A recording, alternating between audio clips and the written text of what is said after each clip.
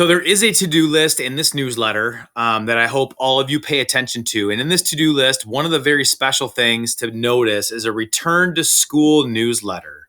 This is like how we onboard successfully back to school. And I do think this is an important thing to review because you got to think about it. We have been out of school for 8 weeks now.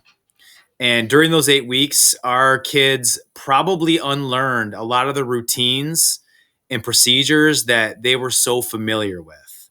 And so I would like you to open up this onboarding back to hybrid learning newsletter. And I want you to pay attention to many of the things that we're asking you to do before the 19th, because I think they will be valuable for you. And I think they'll definitely be valuable for your kids. So in this newsletter, there is a to-do list, and that is complemented with some articles that you all should review. So here are some things that I want you to think about. Number one, make sure that just like before, you will not be able to enter the building with your child, and you really won't be able to enter the building at all. Know your child's teacher and their cohort. It's the same cohort that they had before we went to remote learning only. Be sure to share your updated dismissal plans with your child's teacher. So if you have a change in dismissal plans in terms of how kids are getting home, whether it's bus, car, cloud care, whatever it may be, make sure you update that with your child's teacher. Securely attach your child's backpack tag. These right here, you got these at the beginning of the year. Securely attach these to your child's backpack so we can help your child get to the right spots at dismissal. If you lost this tag, you can make your own tag. That's totally fine. There's details at the end of this newsletter about that tag. Make sure your child brings a mask to school every day. Having multiple masks for the week would be helpful. One for each day of the week, and then washing them over the weekend would be very good for hygiene.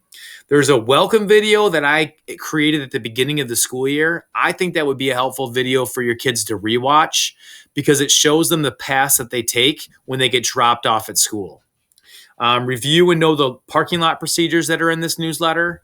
Practice wearing your mask with your kids. It's been a while since they've had to wear it for a long period of time. Practice washing hands. That's an important step. Review any information with your child to help them feel comfortable with coming back. Also, there are materials that we sent home with you. Please, these materials are like books, reading books, Bridges workbooks, your child's headphones. Please have your kid bring those back in their backpacks and return those to school so our teachers have them. And then lastly, really important that our kids remember to dress appropriately for the weather, especially if they're a car line kid getting picked up at the end of the day. If you recall, our dismissal procedures include kids waiting outside to get picked up.